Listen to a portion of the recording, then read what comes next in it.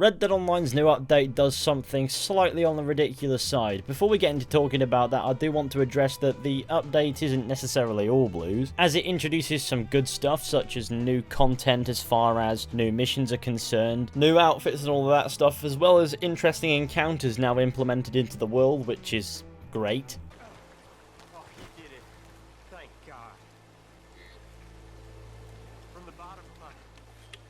No, yeah, okay. However, today's video is going to focus entirely on something else that this does, and that is that the major content that's featured in this update for Red Dead Online isn't necessarily locked behind a paywall, but it might as well be. So the summer update for Red Dead Online focuses on 3 new frontier pursuits: the Bounty Hunter, the Trader, and the Collector. And then of course there's the introduction of the Outlaw Pass, which requires the use of gold to purchase, which you can either spend forever trying to gather enough in the actual game, or you can just buy it through microtransactions. Well, guess what you need to start any of the 3 new frontier pursuits? A lot of free time or a disposable income. So yes, each of these 3 frontier pursuits, barring the Trader on PS4, which costs 0 gold, they cost 15 gold each. In order to get a bounty hunting license, it costs 15 gold, and in order to get a collector's bag, it also costs 15 gold, and then you can actually start making use of whatever on earth this happens to be. Like I said, the Trader is free for PlayStation 4 players, but for Xbox players, you guessed it, that's also 15 gold. And the first mission that I met with in this strand of missions is, of course, the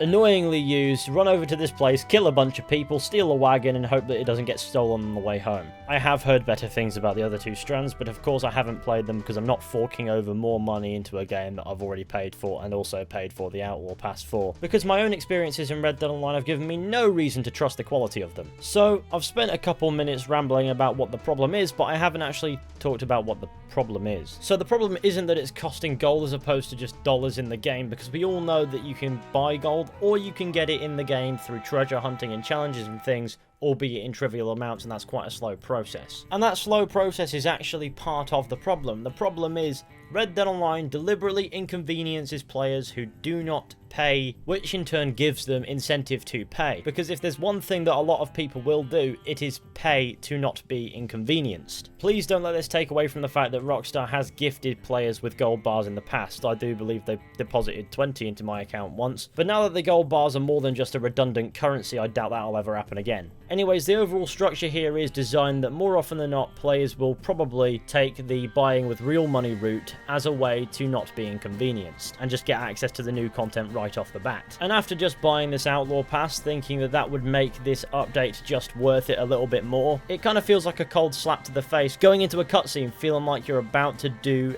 a mission, and then being told that you need to pay 15 gold bars in order to do anything. Now, people might argue in the comments that you can get those gold bars by actually playing the online, and believe me, I know that. I've played plenty of the online, but in all of my experience, I've never amassed too many gold bars, let's be honest. That is because in order to get them, you need to do a ton of challenges, which you get decimal points of gold bars for doing, and there are only so many of them available at once, which means that you'd have to do it over several days in order to get anywhere near being able to afford one of these passes. I'm going to use the word pass for them, it just seems a bit more, you know, accurate.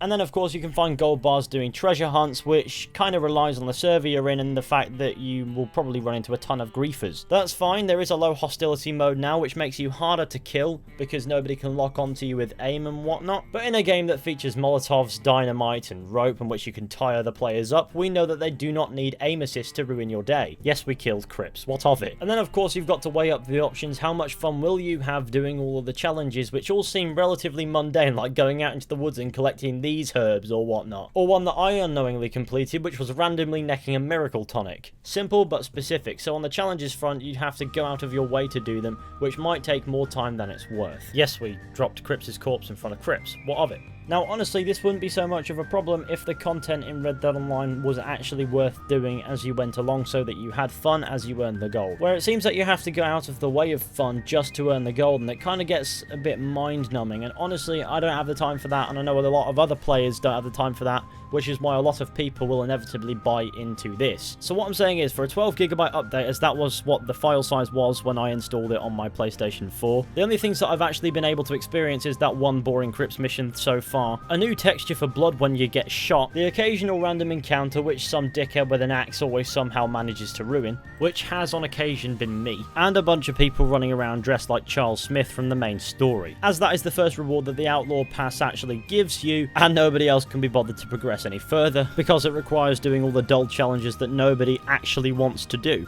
I guess I'm rambling here, so I'm going to get straight to my point. I think this emphasises how Red Dead Online's economy is designed to inconvenience players as much as possible to make them pay with real money, because though earning the gold bars in the game is doable, it's just not practical. At least not for a lot of people who have to balance a life outside of gaming as well, in which they work a full-time job. And after a long tedious day's graft, nobody wants to do a load of micro objectives that get you decimal points worth of gold bars just to get to the interesting stuff. And Take-Two Interactive know this. I doubt Rockstar wants these microtransactions in their online mode. So I want that to be said. I have no malice or disrespect towards Rockstar games. I have no malice really towards Take-Two Interactive. But honestly, I felt like this ridiculous thing was something that I needed to point out. A lot of the comments will probably be defending the practice on the grounds that you can earn the gold bars in the game, albeit very tediously. Is tediously a word? And these will be players who play Red Dead Online all the time, and I respect you for that. I'm sure you have a great time, but you've got to understand that a lot of players will not have the time to put into a game just to be able to organically earn enough gold bars to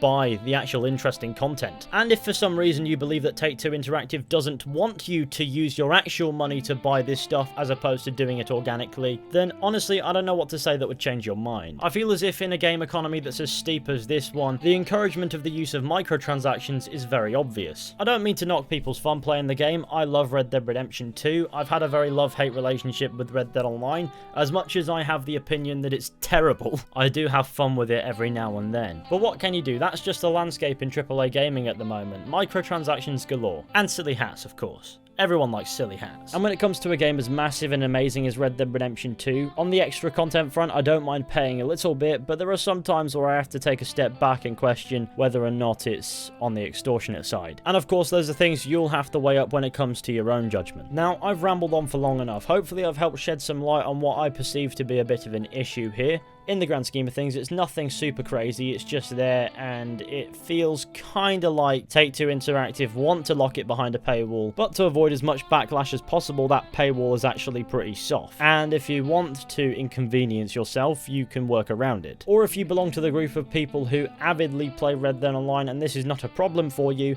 then power to you. But I can imagine to the average gamer this would be perceived as a little bit on the absurd side. So, thank you all for watching, I hope you enjoyed. Be sure to go ahead, leave a like, subscribe, share the channel with your friends, and let me know what you think down in the comments section. And if you did wind up splashing real money to access this content, please do let me know whether or not you think that it was worth it. That's not a leading question, I'm genuinely curious as to what you think. But anyways, that's enough. I'll see you all very soon with another video at some point.